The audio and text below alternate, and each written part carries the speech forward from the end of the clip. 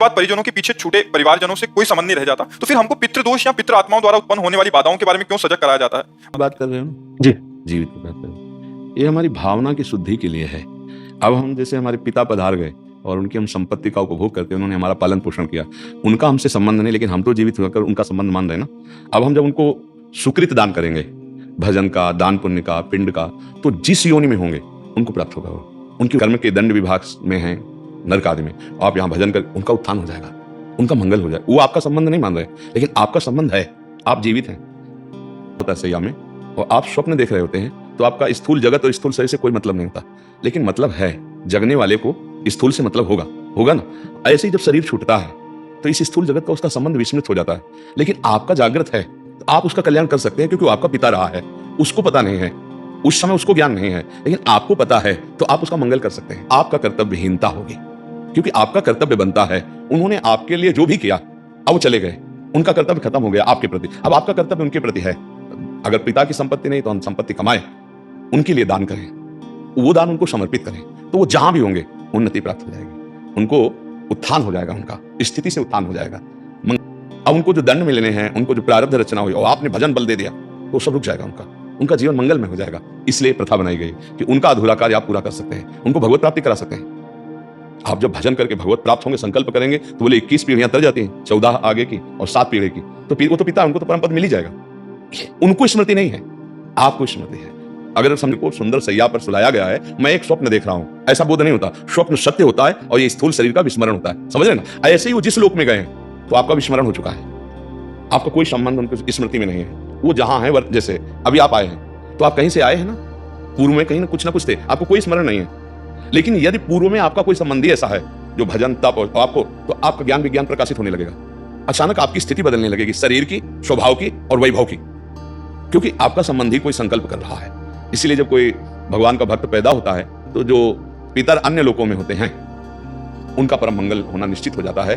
तो वो कुल धन्य माना, वो चाहे नरक में पितर हो चाहे स्वर्ग में हो, दोनों बंधन युक्त हैं। एक सुखास्पद है, एक दुखास्पद है, लेकिन दोनों से पतन होता है, दोनों गिरते हैं। नरक भोग कराते हैं, स्वर्ग भोग कराते हैं, लेकिन भजन बल वो उनको परमार्थ की स्थिति, परम पद प्रदान कर सकता है। अब पुत्र अपने पिता माता की क्या, पीछे की पीढ़ियों को, पितामह आदि को भी परम पद प्रदान कर सकता है। ये बात है, उनको हमारा संबंध खत्म हो चुका है। हमारा कर्तव्य उनके संबंध का निर्वाह करना है। कराते हैं, भोज कराते हैं पिता के निमित्त, वो उसको सुकृत प्राप्त होता है जाकर के। पिता के निमित्त से भागवत कराते हैं, जप करवाते हैं, कीर्तन करवाते, ये सब उसको प्राप्त होता है। तो वो जीवात्मा जो पिता बन के आया था, उसको पता नहीं है, पर आपके इस दान पुण्य के बल से उसके जो दंड विधान थे, वो क्षमा हो जाएंगे और आगे बढ़ जाएगा। इसलिए कहा जाता है कि जहां पुत्र हुआ, परिवार में संतान हुई, चाहे बच्ची हो चाहे बच्चा हो, तो वो पिता प्रसन्न होता है कि अब हमारी दुर्गति नहीं होगी, ये भजन सहेगा। लेकिन यदि ऐसा ना हुआ, तो फिर पुत्र का होना ना होना बराबर है। इसलिए माना जाता है ना, संतान हो गई, हमारी आत्मा है, ये हमारे लिए कुछ करेगा।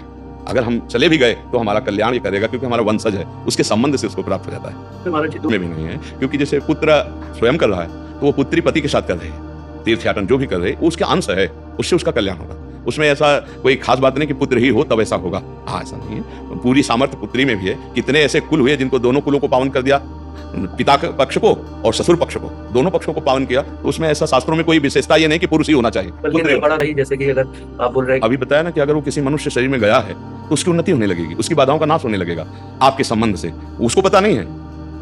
जैसे हम किसी के नाम पैसा ट्रांसफर करें और अपना परिचय हम ना दें और वहां तक पैसा पहुंच जाए, तो धनी तो हो ही जाएगा ना। तो उसको पता नहीं, लेकिन आपको तो पता है ना कि मेरा जनक मेरा पिता है, अब जहां भी होगा उसको सुख पहुंचेगा। वो किसी भी योनि में हो, अगर मनुष्य योनि में है तब तो कहना क्या है, पर पता नहीं किसी योनि में हो, पर उसकी उन्नति हो जाएगी। उसका पलियों में मारा घूमता है, एक है गाड़ी में सुख पूर्वक घूमता है, और एक है भक्तों के पास भी रहता है, भक्त परिवार है, नाम कीर्तन कर रहे हैं। एक है धाम में वास करता है। कितने, तो अब इसके सौभाग्य का जनसाधारण कुत्ता थोड़ी करेगा। जो धाम में राधा नाम कीर्तन हो रहा है, देहरी पे बैठा हुआ है, संत जन प्रसाद पाए, उसको दिए श्री जी का प्रसाद ही तो मिल रहा है। तो अब ये कुत्ता और वो एक जनरल कुत्ता, बड़ा अंतर हो गया ना। एक तो गाड़ी में खिड़की को खुला करके गोद में लेकर, अंतर हो गया। किसी भी योनि में हो जीव, आपका उसका तप है, मतलब वो एक अरबपति आदमी हो ना, जीव है, अलग अलग उसकी स्थिति है। अगर वो पुण्यात्मा रहा तो देखो, ये आया बना किसी कर्म से स्वान, लेकिन ऐसा स्वान बना कि बाबूजी की तरह जाके गद्दे में सोता है, सर्दी में उसको कपड़ा पहना जाते। और एक कुत्ता है कि अगर दरवाजे में खड़ा हो जाए, डंडा मार, बेचारा कू करके, ना भोजन मिल रहा है ना, मतलब कितनी, एक कुत्ता है कीड़े मतलब कीड़े लगे हुए हैं, कष्ट पा रहा है। एक है खुशबू आ रही है उसके शरीर से, बढ़िया नहा धोआ के सब। ये अब किसी भी योनि में उसका मंगल होगा। हमें लगता है कि सबको करना चाहिए, अपने माता पिता के लिए, अपने पूर्वजों के लिए कुछ माला भजन करके, इससे सबसे बड़ा दान है। रुपया पैसा का तो दान ठीक है करे ही, लेकिन ये जरूर करे कि राधा राधा राधा 5 माला जपा, तो आज की 5 माला हम अपने पिता को देते हैं, इतना बड़ा कल्याण हो जाएगा 5 माला नाम जप करके। और अगर आप रोज 1 माला दें, पिता है तो उनका कल्याण हो जाएगा। ये गुप्त बात है आंतरिक, कि वो आपसे संबंध नहीं रखते लेकिन आप जीवित हैं, आप उनसे संबंध रखते हैं, तो ऐसा करना चाहिए।